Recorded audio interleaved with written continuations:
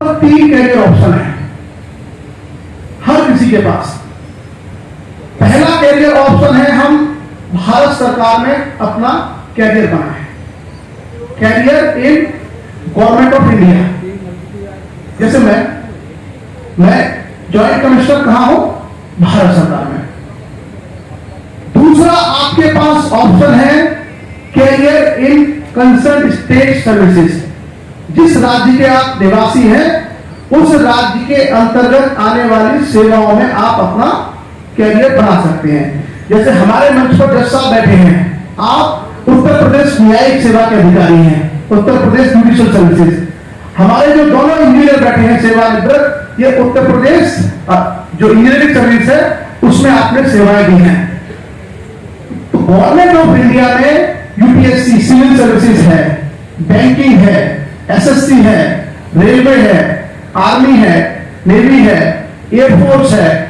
तमाम ऑप्शन हमारे सामने अवेलेबल है कि हम भारत सरकार के अंतर्गत आने वाली सेवाओं में अपना कैरियर बनाएं। उसी तरीके से जो हमारा राज्य है, हम लोग उत्तर प्रदेश राज्य के निवासी हैं।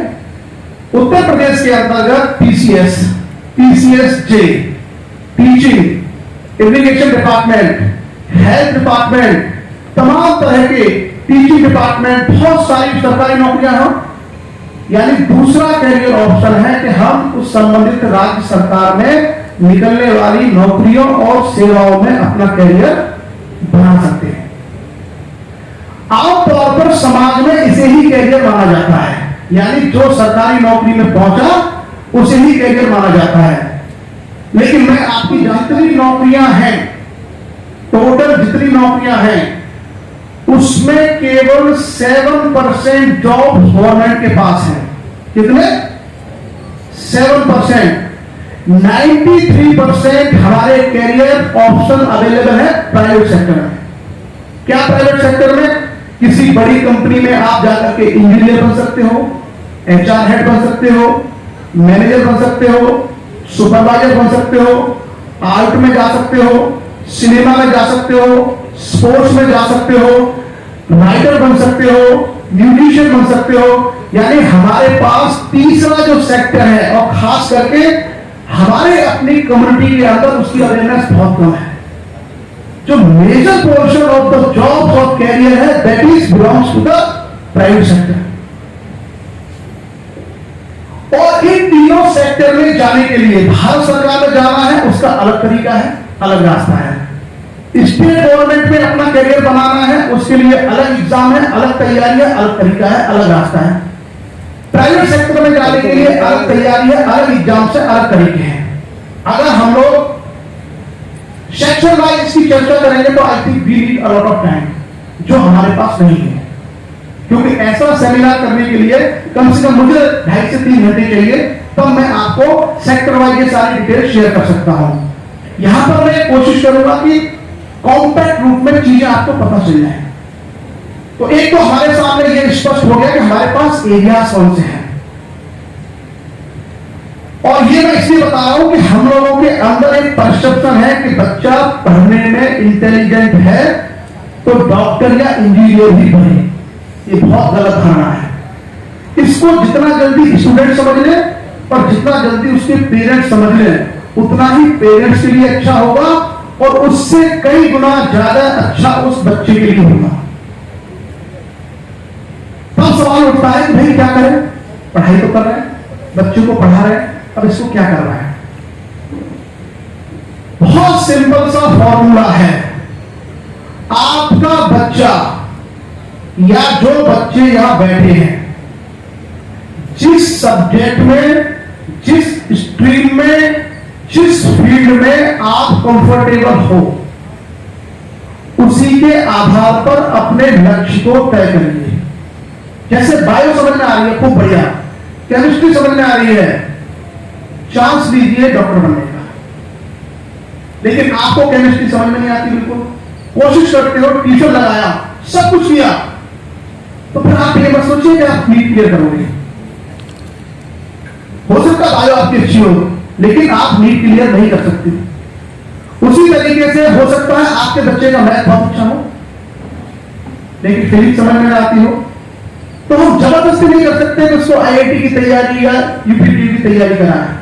और बहुत सारे ऑप्शन हो सकते हैं। तो आप अपने लक्ष्य के निर्धारण के लिए पहला क्राइटेरिया चुनेंगे कि किन सब्जेक्ट्स में, किस स्ट्रीम में आपका बच्चा या जो बच्चे यहां बैठे हैं वो अपने आप को कन्विंसिंग, बहुत कंफर्टेबल समझते हैं, उनको वह सब्जेक्ट बहुत आसानी से या वो स्ट्रीम बहुत आसानी से समझ में आती है। यहां से आपको दिक्कत, जैसे आपने देखो कोटा के अंदर बहुत ज्यादा सुसाइड हो रही है। कोटा के अंदर पिछले एक साल का प्रेशर, घर वालों ने बोला कि जाके बेटा तैयारी करो आईआईटी की, बच्चा तैयारी कर रहा है, 2 साल में एग्जाम नहीं निकला, इंटरेस्ट नहीं है उसका, चाहते हो डॉक्टर बनाना, बट बच्चे को नहीं आता केमिस्ट्री जूलॉजी समझ में। तो हम लोग अपने कैरियर का चुनाव इस आधार पर करें कि कौन से सब्जेक्ट है, कौन से स्ट्रीम में हमारा बच्चा बहुत बेहतर तरीके से चीजों को समझता है। और मुझे लगता है कि आप में से जितने स्टूडेंट्स यहां बैठे हैं वो सब इस बात को जानते हैं। जिन्होंने 10th कर लिया है उनको सबको पता है कि मेरे 10th में कौन से सब्जेक्ट में पेपर आसानी से हो गए थे, कौन से सब्जेक्ट को मैंने बहुत इजीली समझा था और कौन से सब्जेक्ट्स में मुझे दिक्कत हुई थी। और 12th वाले बच्चे और अधिक क्लियर हो गए होंगे। क्लियर? तो अगर आपका मैथ, फिजिक्स, केमिस्ट्री अच्छा है तो नो डाउट इंजीनियरिंग की तैयारी करिए। जूलॉजी, बॉटनी, केमिस्ट्री, फिजिक्स अच्छी है, नीट की तैयारी करिए। आपका कॉमर्स अकाउंट में इंटरेस्ट है, आपको समझ में आता है, आप चार्टर्ड अकाउंटेंट बनिए, एमबीए करिए। और अगर आपको लगता है कि इनमें से कुछ नहीं आता है तो भाई बीए करिए। और बीए करने वालों के बारे में लोग हंसी उड़ाते हैं, हमारी भी हंसी उड़ाते थे। मैं आपको एक छोटा सा जोक सुनाता हूं, क्योंकि बच्चे सुबह से बैठे जोक भी हो गए होंगे कई बार। जोक के तौर पर लेना ताकि चीजें आपको समझ में आए कि हम किसी भी फील्ड में बेहतर कर सकते हैं। सबसे होशियार बच्चे क्या पढ़ते हैं? मैथ। मैथ पढ़ के आईआईटी की तैयारी करते हैं, आगे चल के बीटेक करते हैं, क्या बनते हैं? इंजीनियर। जो साइंस के बजाय दूसरा ऑप्शन लेते हैं वो लेते हैं कॉमर्स, बीकॉम, सीए करते हैं, एमबीए करते हैं। एमबीए करने के बाद बड़ी बड़ी कंपनी से क्या बनते हैं? वो मैनेजर। क्या बनते हैं? मैनेजर। जो इंजीनियर है वो किसके अंदर में काम करता है? मैनेजर। जो कॉमर्स भी नहीं करते, आगरा कॉलेज में जाके, सेंट जेम्स कॉलेज में जाके बीए करते हैं, वो सोचते हैं हम तो कुछ कर नहीं पाएंगे, तो कुछ तो टीचर कर लेते हैं, बीएड कर रहे हैं, कुछ चले जाते हैं आईएएस की तैयारी कर लें, आईएएस बन जाते हैं। आईएएस के अंदर में कौन काम करता है? मैनेजर। मैनेजर के अंदर में कौन काम करता है? Engineer, engineer, doctor. अभी जो और आगे भी है जिसको कॉलेज में लड़ाई झगड़ा करते हैं, 2 को पीट दिया, 4 से पिट के आ गए, कुछ हाई स्कूल में छोड़ देते हैं, इंटर में छोड़ देते हैं, कुछ बीएससी पूरी नहीं कर पाते, घर आ जाते हैं, वो बनते हैं नेता, बनते एमएलए, एमपी। उसके अंदर में कौन काम करता है? आईएएस के अंदर में कौन काम करता है? मैनेजर के अंदर में कौन काम करता है? अभी और जो लोग पढ़ाई लिखाई नहीं करते, बोलते पढ़ना लिखना सब मोह आया है, सब बेकार है, वो बनते हैं बाबा।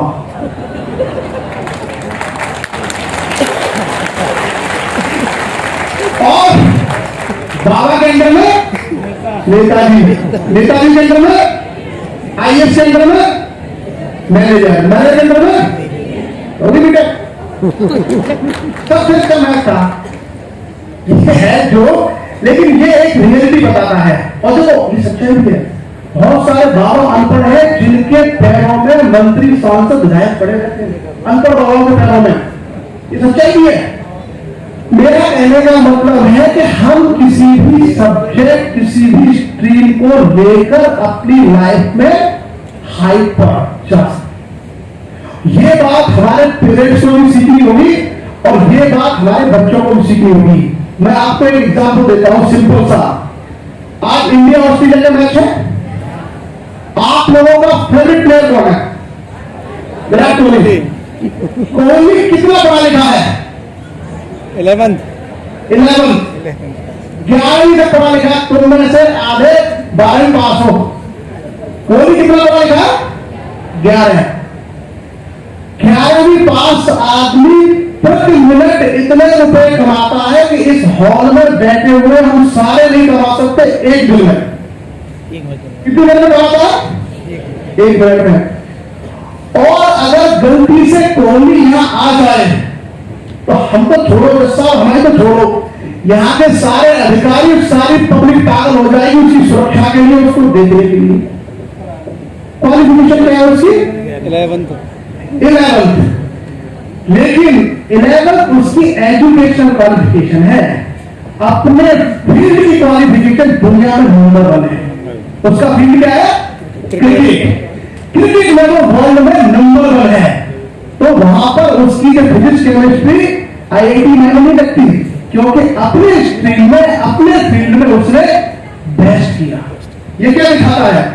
ये दिखाता है कि हमारा बच्चा अगर चाहे तो किसी दूसरे फील्ड में अगर उसके अंदर लगन है तो वहां वो ऊंचाइयों पर पहुंच। दो बड़े भाई, एक मेरे चाचा का बेटा मेरा कजिन और एक मेरे रियल भाई, हम तीनों लोग पढ़ते थे आगरा कॉलेज में।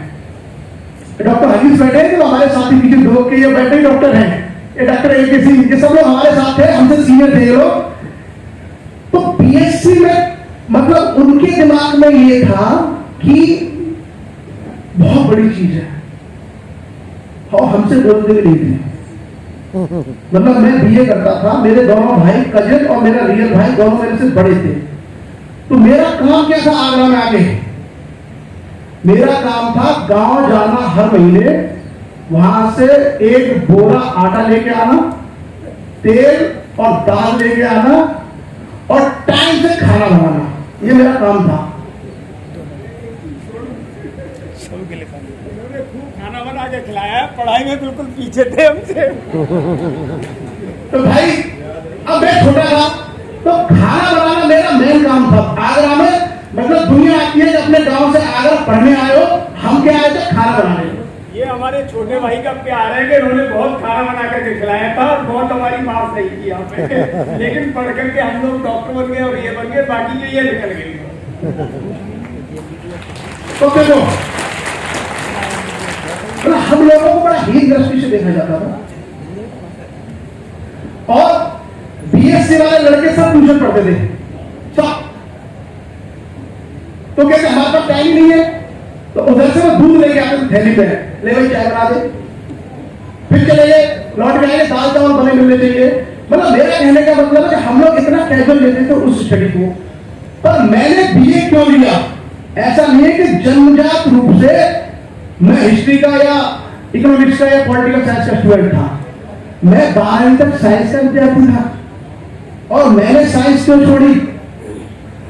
हाई स्कूल में 10th में जब हम 8वीं तक तो पास हो गए, जैसे सब नॉर्मल कोर्स होता है, जब 9th में आए तो मैंने देखा यार एक गणित, इसमें भी बीजगणित, इसमें रेखा गणित, अरे बाप रे। अब ये इंजीनियर लोग बैठे, इनको तो समझ में आता है आसानी से। मेरे तोते उड़ गए गणित में। हाई स्कूल की परीक्षा जैसे तैसे पास की। मैं आपको बताऊं, मेरे हाई स्कूल में मैथ में 50 नंबर में पास होने के लिए चाहिए 17, मेरे थे 18।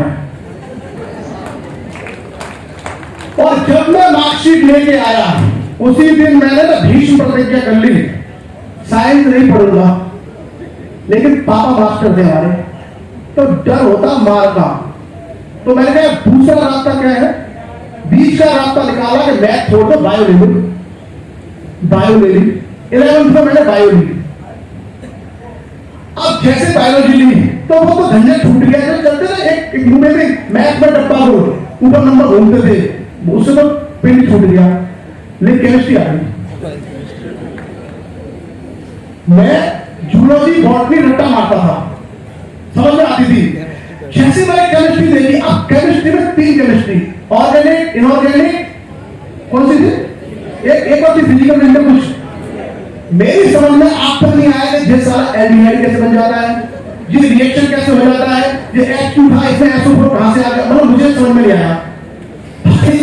12वीं के एग्जाम में हमने अंधाधुंध रट्टा मारा और मेरे दिमाग में नाइट्रोजन चक्र, ऑक्सीजन चक्र छप गया था बिल्कुल, अगर आ गया तो एक शब्द भी इधर से उधर नहीं करूंगा, जो आया छाप के चलाया। ऊपर से प्रैक्टिकल वाले हमारे गुरुजी लोग बहुत महान थे, 30 नंबर का शायद प्रैक्टिकल था, 30 में 30 काम हो गया। लेकिन उससे समझ में आ गया कि भाई अगर आगे कुछ चीजें करनी है तो ये चलेगा नहीं। हमारे एक मामा थे, वो आगे पढ़ते थे, तो हमारा घर यहां से, हमारा अलीगढ़ के पास है, आगरा दूर है, लेकिन मामा बोलता है होते एक सपनी, एक कंस, एक तो मरवा देगा, एक मारी देगा। तो हमारा मामा सपनी टाइप के थे, उन्हें गाइडेंस तो ठीक दी, तो बोले कि मतलब आगरा भेज तो मेरी गाइडेंस में खाना वाला बेसिकली मामा ने सिखाया था, क्योंकि मामा को लोग चाहिए थे काम करने वाले। 3 भाई हमारे, मामा घूमते थे, मामा हमसे 4-5 साल सीनियर थे। आगरा कॉलेज में आके मैंने फॉर्म भरा, मैंने बीए डाल दिया, घर पर लेटर गया एक्नॉलेजमेंट का, मामा ने देख लिया ये साइंस का स्टूडेंट था और ये बीए क्यों कर रहा है भाई, डांट खाई मार खाई जैसे भी है। मैंने बीए में एडमिशन लिया। मेरा कहने का अपना जो एग्जाम्पल, मैंने सिर्फ आपको इसलिए बताया क्योंकि मुझे वो सब्जेक्ट समझ में नहीं आते थे,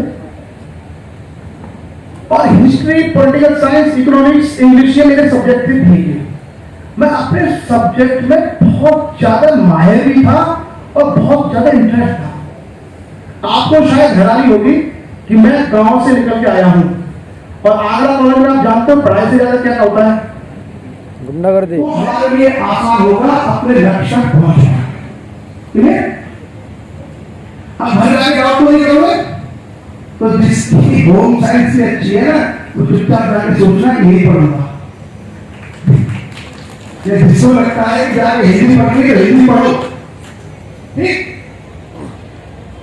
उसके बाद जब हमने लक्ष्य बना लिया, उसके बाद अपना उस लक्ष्य तक पहुंचना। और सिर्फ हमारा जो कार्यक्रम इसका मकसद केवल नहीं है कि आपको हम लोग ये बताते हैं कि इसका तरीका क्या है, चलाता है, सिंपल एक लाइन में लक्ष्य कैसे हासिल करें। हम लोग जो ट्रेडिशनल पढ़ाई करते चले आ रहे हैं उसमें हमारा जो मेन फोकस है वो है पढ़ना, स्टडी करना। अधिकांश लोगों का बच्चे पढ़ते हैं और कब पढ़ते हैं, जब एग्जाम आता है, मैक्सिमम मेहनत करते हैं जब परीक्षा आती है। ये हमारा तरीका है पढ़ने का। हर कोई आपको एक लाइन जरूर कहेगा कि मेहनत करो, मेहनत करो, मेहनत करो। ये जो मेहनत शब्द है ये हमारे लिए जरूरी तो है, लेकिन अगर हम चाहते हैं कि अपने जीवन में कोई बहुत बड़ा लक्ष्य हासिल करें तो ये सिर्फ मेहनत काम नहीं आती। इसके अलावा हमें कुछ ऐसा सीखना होता है जो सामान्य स्टूडेंट में और बड़े लक्ष्य पहुंचने वाले स्टूडेंट के बीच में फासला है। अगर मैं आपसे एक सिंपल पूछूं कि कौन सा जानवर है जो सबसे ज्यादा मेहनत करता है, कुछ समझदार हो आप लोग, और कौन सा काम है जो बिल्कुल मेहनत नहीं करता, जनरल का मेहनत करने का कोई फायदा हुआ है? ऐसा नहीं है। मेहनत जरूरी है, मेहनत से जरूरी है दो और चीजें सीखना। और ये मैं आपको यूपीएससी की तैयारी का और गवर्नमेंट की 11 साल की सर्विस करते हुए जो मैंने सीखा है बता रहा हूं। Make your own strategy. कुछ भी पढ़ना स्ट्रेटजी बना के पढ़ना। कितने घंटे पढ़ना है, कितने घंटे लिखना है, कितने नोट्स बनाने हैं, कौन से पुराने पेपर सॉल्व करने हैं, कौन सा एग्जाम कब है, उसकी प्रॉपर स्ट्रेटजी बननी चाहिए। तभी आप उस लक्ष्य को हासिल कर पाओगे। और दूसरी चीज जो यहां से सीख कर जाना वो है स्मार्ट वर्क करना। हम लोग जो परंपरागत तरीके से पढ़ते चले आ रहे हैं उसमें स्मार्टनेस नहीं है। आज आप देखते हो पुराना कंप्यूटर था, उसकी जगह पर नए टैबलेट्स आए, नए लैपटॉप आए हैं, स्मार्ट डिवाइस आई है। आपने देखा स्मार्टफोन, पहले जो फोन था कीपैड था, लेकिन आज के फोन को क्या बोलते हैं? स्मार्टफोन। यानी हम अगर बोलेंगे वो सारे काम कर देता है। हेलो गूगल, हे सीरी, करते हो? स्मार्टनेस सिर्फ इलेक्ट्रॉनिक डिवाइसेस में या टेक्नोलॉजी में नहीं आई है। हमारी जो स्टडी है, हमारी जो पढ़ाई है, इसका भी अभिन्न अंग है स्मार्ट। मतलब उसमें संकोच नहीं, सवाल है ये। या कुछ लोग, हाँ भैया आपने 10 पास नहीं किया तो छोटे हो, बड़े बड़े लोग जो है उनमें कोई बताओ जिसने इंटर पास नहीं किया है? आपने नहीं, आप आ जाओ, आप क्या आ जाओ, आपका क्या नाम है? ओम प्रकाश प्रधान है। यहाँ आ जाओ, चलो आप ही प्रधान जी हो ना, टपरा के आओ। आपको तो मालूम पड़ी, मैं कहीं पढ़ाऊंगा।